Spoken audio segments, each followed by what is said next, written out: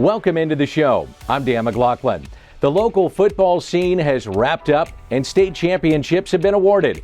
Tonight we'll dive into the top high school football prospects in the area and where they may sign to play college football. Jim Powers of the High School Sports Caravan will be my guest. Also, it was an exciting year of golf for the area with the Ascension Charity Classic and the announcement of the President's Cup coming to Belle Reve right here in St. Louis. Jay Delsing will check in with a look back at the local golf scene here in 2021. We start, though, with the lawsuit between the NFL and the city of St. Louis. It is wrapped up, and the NFL and Stan Kroenke will pay $790 million to settle the lawsuit filed by St. Louis interests over the team's move and relocation to LA. Who will pay from the NFL for this lawsuit? How will the funds be used in St. Louis? Could the NFL ever come back to town? Well, the man that has been covering this story for the Post-Dispatch since day one is Ben Frederickson. And Ben, thanks for joining us. Now that the dust has settled, $790 million coming from the NFL to St. Louis. What are your thoughts? I think it's a pretty good win, Dan. I understand some folks were maybe disappointed that it wasn't $1 billion, but it's pretty close. And when you even take away the lawyers' fees, you're talking about more than $500 million for this region. Look at what was initially spent on the Dome. Look at the amount of money that was spent trying to keep the Rams and what turned out to be a rigged relocation process. And it's a pretty good amount of money. Now it's on the decision makers to not screw it up. They've got to use this in a way and invest it in a way that pays dividends for years to come. One of the biggest settlements the NFL has ever given out. When you look at it compared to what could have happened had the NFL even lost at trial but tried to claw back on appeal. Look at what happened in that Oakland case, getting tossed out on appeal. I think it's a pretty good win. So in terms of how the NFL will pay this, how much is Stan Kroenke on the hook? Great question. So the way the settlement works, Dan, is the check is due before Christmas, that whopping $790 million. Now the NFL has to figure out, maybe not before that check is written, that could be league money, but it has to figure out at some point how it actually pays back that money amongst itself. So the NFL owners, everybody but Jerry Jones and Stan Kroenke says, well, that's Stan's check to write. Stan Kroenke is looking at that indemnification agreement, which has a lot of holes in it, it seems, saying let's spread this around. So that fight, it could be a big one. I know that Stan Kroenke's lawyers left St. Louis after the settlement took St. Louis out of it and was bracing for that conversation and that infighting to continue. Now that we know the settlement, what is Stan Kroenke's standing with the other NFL owners? I think it depends on who you ask, right? Jerry Jones loves him. He brought the NFL back to Los Angeles, but other owners, including John Mara of the Giants, felt like, hey, if they did not think that Stan was going to take on the full legal responsibility of whatever fallout could come from the relocation, they might not have approved him to move, Dan. So if he turns around and really fights tooth and nail to stick them with this settlement money, and including the legal fees, which could be exponential for a lot of these teams that had to turn over a ton of documents, there could be some bad blood there. Now, Roger Goodell will have to decide ultimately who pays what, and it will be Roger Goodell's job, more or less, to handle out the NFL-themed justice, which we know how they like to do that, behind closed doors. It could be, punishments in terms of who gets what Super Bowl, or in terms of what emails leak out for whatever owner next. Roger Goodell is kind of going to be in charge of this circus, and right now we know that Stan Kroenke has one true friend in Jerry Jones and not a lot of others who are very high on him right now. All right, let me ask you this. Can we finally say goodbye to the NFL and hello to MLS and put this once and for all to bed right here in St. Louis? Well, I don't think that NFL expansion or relocation will be on the top of any influential St. Louis folks' minds in the near future, and I don't think the league really wants to be here. Now, you never say never, Dan. Crazy things happen all the time, but this does seem to represent a turning of the page and full speed ahead toward soccer and figuring out also how to use this money that came from the relocation settlement. I don't know. The NFL will, I'm sure, continue to float different cities that could be available for expansion or relocation, but I think St. Louis should know better by now. Okay, everybody wants to know, how will the money be spent? How will it be split between the county and the city? What are you hearing on that? Well, the interesting thing that I've heard first and foremost is that there's not a predetermined agreement on who gets what. So that's the first discussion. How will they divide the money between the city, the county, and the RSA? And then once those entities figure out how much they get, they can then decide how to invest it, how to spend it. But you can't really decide what to do with the money until you have the conversation of who gets what. Now, all signs right now point to those being civil, cooperative conversations. Let's hope they stay that way. I think a lot of people are expecting there to be some political fighting here. The politicians, the decision makers say that shouldn't be expected. They have a chance here to prove everybody wrong. All right, finally, as you wrap up all of your reporting and the digging that you had to do, what do you come away with? What's your takeaway on this situation? Well, my big picture takeaway, Dan, is I think St. Louis deserves credit for a couple things. Sticking up for itself. It got treated wrong. They knew the rules were broken. And I think it's a credit to Bob Blitz, to Jim Bennett, to Ed Dowd, to Chris Ballman, the lawyers on this case who said there's a legitimate case here, not one built off of emotions, but one built off the law. And they pursued it aggressively against an opponent few thought they could beat. So I think St. Louis stood up for itself. It pointed to the law, and it won a massive settlement because of their willingness to do that. So you don't hand over nearly $800 million, even for the very rich NFL, if you know that you did not screw up. They messed this thing up, and they know it, and I hope that cities like Buffalo, whoever comes next, can use St. Louis as a resource, as a something to point to either make a case or explain to themselves why they shouldn't go chasing the NFL, because they themselves don't believe their rules matter. Well, Ben, great reporting. Thanks so much, and happy holidays to you and your family. You as well, Dan. Thanks for having me. All right, from the pro game to those in high school that are ready. They've made an impression, and they're ready to make that jump to college football. Up next, a look at the top high school prospects in the area, and that's coming up on Scoops with Danny Mac here on Fox 2. Scoops with Danny Mac on Fox 2 is brought to you by Schnucks, Ryan Kelly, the home loan expert, Lou Fuse, Triad Bank, Lordo's Diamonds, your family's jeweler for life, and the Missouri Athletic Club. 2 clubhouses, 1 platinum club. Welcome back to the show. Here's a look at the 2021 state champions in Missouri high school football. Class 1, East Buchanan. Lutheran St. Charles took Class 2. St. Mary's out of St. Louis dominated Class 3. Class 4 was Smithville, always in the mix. And winning again, Webb City Class 5, and the cadets of CBC took Class 6.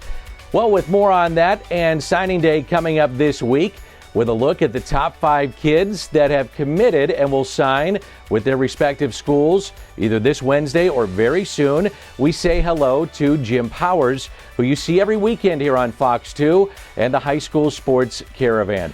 Hey, Jimmy, great to see you. It's a real busy time for high school sports. What's this like for signings with the transfer portal right now in the college game, and an extra year granted for college kids because, well, we had COVID. So as high school players make their decision for college and where to play, what's going on with this and trying just to figure out where to play and where to go next year? Yeah, it's kind of made everything very, not confusing, so to say, but for coaches on the college level, now they've got a lot of juggling to do, because with the transfer portal, who do you trust? Do you trust a freshman coming in, that was a senior in high school, or do you trust somebody that's already been around the block? So trying to put all these puzzle pieces together for these college coaches turns very interesting. And what the trickle-down effect is, the high school kids are the ones that are not going to maybe get to the schools that they want to get. They may have to play at a D2 or a D3 or even an NAIA school right out of the gate and then work their way through the portal. But it's going to be a very interesting way on how coaches are dealing with this on the collegiate side. Okay, I get to put you on the spot. It's a look at your top 5 kids in the area who will sign this week or very soon. How about Luther Burden of East St. Louis going to Mizzou? If he's not at least on special teams next year as the kickoff and punt returner, I'm going to be shocked. I think he's going to see a lot of playing time. He is that special of a kid. He does so many things well fundamentally, but the biggest thing is he's dynamic and he's a game changer. And I think Drink is going to really need to put him out, at least on the edge in certain packages in their offense. How about the young man Wingo from St. Louis U High? Yeah, Wingo has just been a terrific athlete, and he's helped turn this whole Junior Bills program around. Mike Jones has weathered the storm, and it's kids like Wingo that have done a terrific job in being there, doing the things that need to be done to help get that program back to where it should be, and that's in the top of the MCC and also in the top of the state. CBC, the Cadets, they've got a heck of a QB headed to SEMO. Yeah, Patrick Hyder just led the Cadets to the state championship, and also they're the number one team in the state of Missouri in Class 6, and he just really came onto the scene in such a big fashion. Last year played 4 games. This year, just unbelievable. And you got to remember, the kid's a converted tight end. So what that makes even more attractive for college coaches with him, and that's where the SEMO folks are going to love this kid, is he can help you a quarterback, but he's also smart enough, and he is a physical player. He can get his nose in there and help you out at tight end as well. I think him going to SEMO is an absolute steal for Coach Turk down there. There are those of us, Jimmy, that remember the name of Arlen Harris playing for the St. Louis Rams, and now his son, he's making a name for himself, isn't he? I tell you what, how cool was it for Arlen to coach both boys in a state championship game and win the state championship? And AJ going to Stanford, this kid is just unbelievable. He is a dynamic runner, loves to get north and south, reminds me a lot of his dad when his dad played, for the Rams. And I tell you what, David Shaw out at Stanford, you want to talk about a steal? This kid's going to step on campus and make an immediate impact for Stanford in the Pac-12 next year. How about a young man from Holt who's really making a name for himself as well? Yeah, it was a shame that Cooper Brown wasn't able to play in the state championship game against Webb City. The kid has just smashed every record possible out at Holt. I think he's a dynamic player, does so many things well, and plus he's a student of the game. He's going to walk onto somebody's college campus and make an immediate impact. Hey, you're all over the high school scene, so I got to ask you about Eli Drinkwitz at Mizzou. How has he done getting into this area and starting to get those kids? I think he's done a terrific job. The coaches love him. The coaches here in the area love how he's getting out. And he's visiting with the coaches, with the kids. He's just not sending his recruiting coordinator or the coach that's assigned to the area. He's actually getting out there and he's visiting. And that's the great thing. He's done a terrific job in starting to lock down the borders. He's got to continue to do that. But when you get a Burden out there, you get a Wingo out there, you get some of the Kansas City kids, that's starting to say that they are here recruiting-wise to get the job done. And what about Brett Bielema at Illinois? I think the wins this year are huge. A lot of people thought they were a 2-3 win team. They end up getting 5 wins this year, and I think that's big, for Bielema and that coaching staff, because that's going to start turning some heads for some recruits that were maybe on the fence a little bit. And I think continuing the course and making the process the way that they are, I think he's going to do terrific things up there. And the Illini are going to be back, and you kind of saw those glimpses of it this past year. Hey, Jimmy, great job all season. Thanks so much. Thank you. All right, as we head to break, congratulations to all the recipients at the Jack Buck Awards this past week at the Missouri Athletic Club. From the newest member of the NFL's Hall of Fame, Isaac Bruce in town, seen here with JJK, Jackie Joyner-Kersee. The recently retired former Blue, David Backus. Gary Unger was there. Curtis Francois, and many, many others. Great night to celebrate sports during the holiday season at the MAC. And another one coming up when the club will hand out the Herman Award for college soccer's most outstanding player this past season. Coming up next, we talk golf. Jay Delsing on Fox 2. Scoops with Danny Mac on Fox 2 is presented by the Ascension Charity Classic, Stratum Structural Systems, Royal Banks of Missouri, Hair Saloon for Men, and Family Golf and Learning Center. Play your best. Welcome back to the show on Fox 2, Scoops with Danny Mac. Tickets on sale now for next year's Ascension Charity Classic in 2022. And the price points for all ranges of what golf fans are looking for next summer. After an amazing 2021, we all look forward to what 2022 has in store at the Ascension Charity Classic. Well, for more on that, a guy that played in the Ascension Charity Classic and the world of golf here in St. Louis, as we wrap up the year, let's bring in St. Louis's very own Jay Delsing, who competed in the Ascension, played well, had fun, represented our town. Hey, Jay, great to see you. Happy holidays. Thanks, Danny. It's great to be with you. Happy holidays to you and your family as well. Well, let's start with the Ascension Charity Classic. As we look at our year in review of golf here in our town, could that have gone any better than what we saw? I don't know how. The player reviews that I got were just fantastic. The turnout from the golfing fans in the community in St. Louis, the corporate support from Ascension leading the way to Emerson and Worldwide Technologies and the state of Missouri on down the line. I don't think it could have been better. We had a great champion, David Toms. He won at 10 under par. The golf course at Norwood really supported the event. It really held its own, and I don't know how it could have been better. And the icing on that whole cake, Danny, is $800,000 given to the North County charities. Just incredible. Yeah, it was incredible. And now let's talk about the response of those players from this year's tourney going into next year. What can we anticipate going into 2022? Well, I think what happens, I know what happens is word of mouth is big on tour. When there's an event like the Ascension Charity Classic that's really popular and does so well, especially in its inaugural year, the players know about it. We might be seeing them in September in 2022. Well, as you know, there was a massive golf announcement for our region. It was the President's Cup coming to town. What does that mean for St. Louis? Oh, my gosh. Well, it just takes us to a bigger stage. I mean, it's an international event, Danny. It's like when the PGA Championship was held at Belle Reve in 2018, it was seen in over 200 countries and by over 500 million people. I mean, as big a baseball fans as we are in town, that golf event surpasses all of those. And I know that's kind of sacrilege here in town, but it really does. And this just takes us and puts us on the world stage for that week in 2030. So how did this happen? Why did the PGA Tour say, hey, we need the President's Cup in St. Louis? A couple things. First of all, the PGA Championship happened in 2018, and I tell people it was a 10-run home run. Our fans, our corporate support, just the way the event played out. I tell people it was really Tiger Woods recapturing and restating his presence on the PGA Tour. So that's the first thing. But then the Ascension Charity Classic happening. You know, we were actually supposed to have our first year in 2020, but COVID shut things down. And the way that that's been supported, the state of Missouri getting behind it, all of those major players like Emerson and Worldwide, all coming to support the event. That's why it happened. I know it is. I know that our commissioner said, I heard him say, St. Louis needs an event, and it needs an event full time. And I agree. It doesn't happen as well without Belle Reve. So how special of a place is this where the tour says, hey, we've got to be there?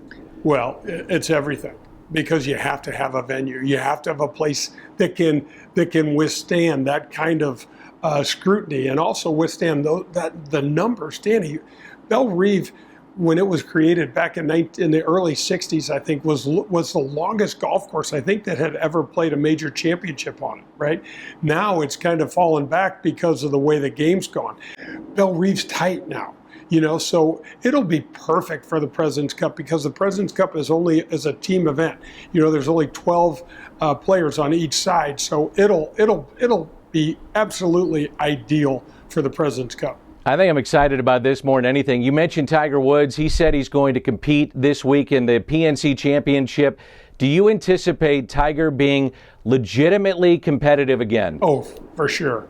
When I listened to what he said, and he said, the first thing he said was, I'll never play a full schedule again. I'm thinking, you never did play a full schedule. You know, you played as many as maybe 15 events was the most he had ever played. And then I think Rory followed that up too. We'd all love to see him play, compete, and win again. And I'll tell you this, Danny, my personal opinion, and I've been wrong about him a lot. I've undersold him. I am not underselling him anymore. If he wants to play, he thinks he's got a chance to win, period. Hey, I get a kick out of this. You are visiting with me from your new wine bar in Town and Country. How does a professional golfer become a wine bar owner? How in the world did this happen for Jay Delsing? Well, look at me. You just get old and you get beat up, and the game is pretty much done with me, and said, man, you got to go try to figure something out. So my partner Karen and I have this beautiful space in Town and Country. We love the Town and Country community, and we wanted to be part of that community and provide a place for our mission statement is a place where old friends can come gather, new friends can meet to just celebrate, life's everyday occurrences. And we just want to pour you a nice glass of wine in a very relaxing place with some good music. Well, how much fun are you having with this by being on the owner's side of a business in the world of business, running a wine bar? What's it like for you? It's a lot of work. You should probably talk to my partner and see what she thinks. But we've been working really hard and trying to figure it out, and I don't have a lot of experience other than I've drank a lot of wine in my day, so I figure that may have qualified me. So I've really enjoyed it, met a lot of great people, and there's so much networking that the game has provided for me, Danny, and so I still tell you every time, I'm the luckiest guy you'll know. I mean, I still get to do stuff that I love and stuff that matters to me, and that's really all that counts. So, Jay, you're having a little fun with this. We really are. Hey, Jay, great to see you. Thanks so much. Thanks for having me on, Danny. For Jay Delsing, Jim Powers of the High School Sports Caravan, Ben Frederickson of the Post-Dispatch, I'm Dan McLaughlin. I'll see you next Sunday right here on Fox 2.